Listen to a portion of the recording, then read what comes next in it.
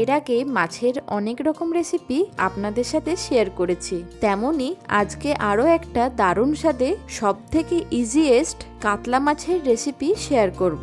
সত্যি বলছি, এটা বানানো যেমন সহজ, খেতেও হয় তেমনি দুর্দান্ত। তবে চলুন শুরু করা যাক আজকের ভিডিও। আমি সুকন্যা। আজকে আমার ব্যাপক রান্না হলো কাতলা মাছের মশলা কারি। কাতলা মাছের মশলা কারি বানানোর জন্য আমি এখানে 600 গ্রাম কাতলা মাছ নিয়ে নিয়েছি। তবে আপনারা চাইলে এখানে কাতলা মাছের পরিবর্তে রুই মাছও ব্যবহার করতে পারেন। এবার মাছগুলোকে একটু ম্যারিনেট করে নেব। তার জন্য প্রথমেই দিয়ে দেব 1 চা চামচ নুন, তার সাথে দেব হাফ চা চামচ হলুদ গুঁড়ো, আর দিয়ে দেব একটু সুন্দর রঙের জন্য 1 চা চামচ কাশ্মীরি লঙ্কার গুঁড়ো। তাছাড়া দেব 1 টেবিল চামচ সর্ষের তেল। আপনাদের যদি মাছের আষ্টে গন্ধটা খুব বেশি তীব্র লাগে, সেই ক্ষেত্রে 1 টেবিল চামচ লেবুর রস এর মধ্যে দিয়ে দিতে পারেন। এবার ভালো করে মাছের সাথে সবকিছুকে মাখিয়ে নিতে হবে।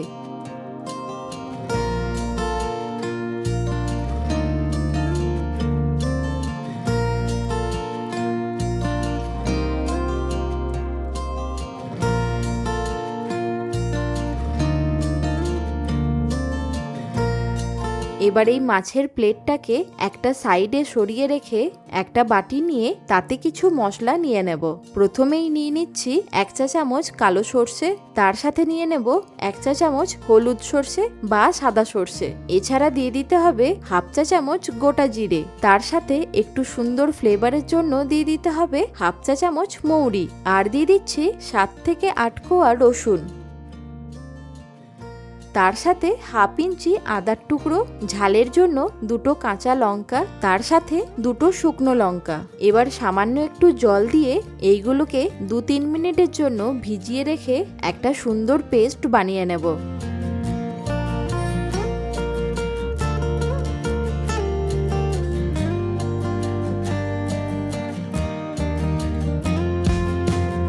এবার একটা কড়াই নিয়ে মাছগুলোকে ভেজে নেওয়ার জন্য এর মধ্যে দিয়ে দেব 100 ml সর্ষের তেল। তেলটা ভালো মতো গরম হয়ে যাবার পর মাছগুলো যাতে কড়াইয়ে না লেগে যায়, তার জন্য দিয়ে দিচ্ছি 1 চা চামচ নুন। যদি তেলের মধ্যে এইরকম একটু নুন দিয়ে দেওয়া হয়, তাহলে ভাজার সময় কখনোই মাছগুলো আর কড়াইয়ে লেগে যাবে না। তার সাথে 1/4 চা চামচ হলুদ গুঁড়ো দিয়ে দিচ্ছি। এবার তেলটাকে কড়াইয়ের চারিধারে এইভাবে একটু ঘুরিয়ে নিয়ে একে একে মাছের পিসগুলোকে দিয়ে দেব। মাছগুলোকে একসাথে না ভেজে আমি ব্যাচ ওয়াইজ ভেজে নিচ্ছি, যাতে চারিদিকে না ছেটকায়। তার জন্য একটা ঢাকা নিয়ে এইভাবে দিয়ে দিচ্ছি। গ্যাসের ফ্লেমটাকে মিডিয়াম টু হাই করে মাছগুলোকে ভেজে নিতে হবে। একটা সাইড ভাজা হয়ে গেলে অপর দিকটাকেও উল্টে দেব।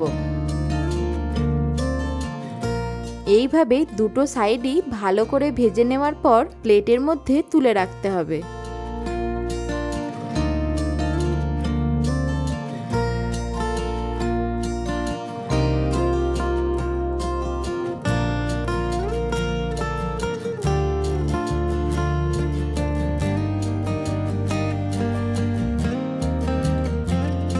একইভাবে বাকি পিসগুলোকেও ভেজে নেব।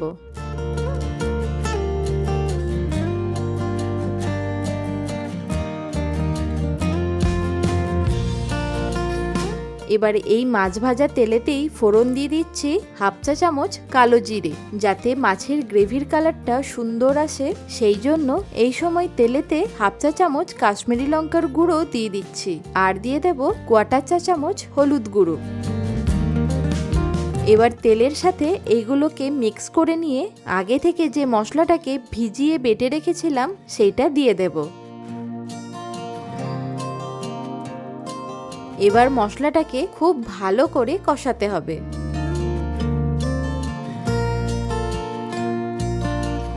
ধীরে ধীরে দেখবেন মশলা থেকে এরকম সুন্দরভাবে তেলটা বেরিয়ে আসবে।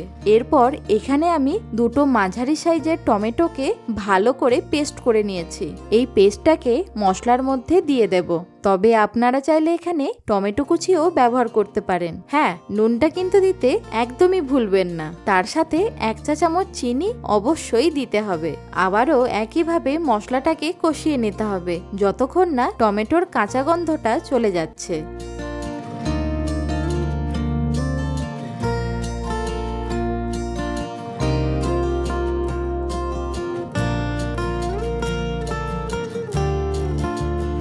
তবে অবশ্যই ঢাকা দিয়ে মশলাটাকে কষিয়ে নেবেন, তাহলে দেখবেন চারিদিকে আর ছেটকাবে না। তার সাথে সুন্দরভাবে তেলটাও বেরিয়ে আসবে। মশলা থেকে যখন সুন্দরভাবে কাঁচা গন্ধটা চলে যাবে আর ভালোভাবে তেলটাও বেরিয়ে আসবে, ঠিক সেই সময় হাফ কাপ উষ্ণ গরম জল দিয়ে দিতে হবে। এবার ভালোভাবে একবার নাড়াচাড়া করে নিয়ে গ্রেভিটা যখন ভালোভাবে ফুটে যাবে তখন ভেজে রাখা মাছগুলোকে দিয়ে দেব। দেখলেন তো, প্রথমেই বলেছিলাম সব থেকে ইজিয়েস্ট মাছের মশলা কারি আপনাদেরকে বানিয়ে দেখাবো। ব্যাস আর কি, এবার একটা ঢাকা দিয়ে গ্রেভিটাকে 2 থেকে 3 মিনিট ফুটিয়ে নেব।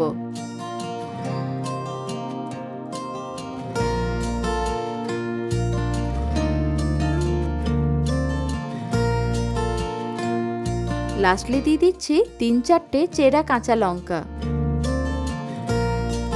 তার সাথে 1 মুঠো ধনেপাতা কুচি।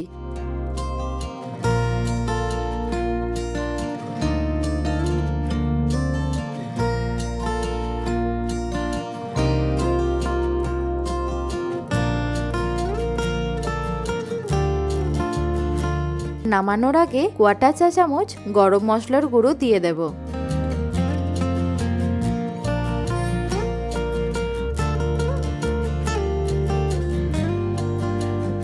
কত সহজভাবে তৈরি হয়ে গেল কাতলা মাছের মশলা কারি।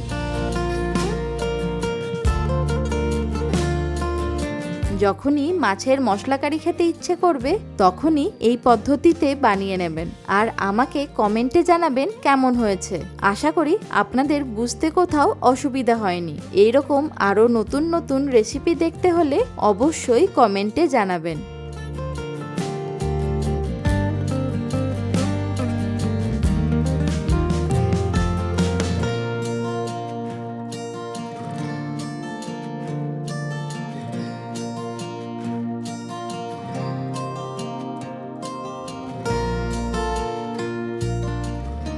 ভালো থাকুন, সুস্থ থাকুন, দেখতে থাকুন ব্যাপক রান্নাঘর।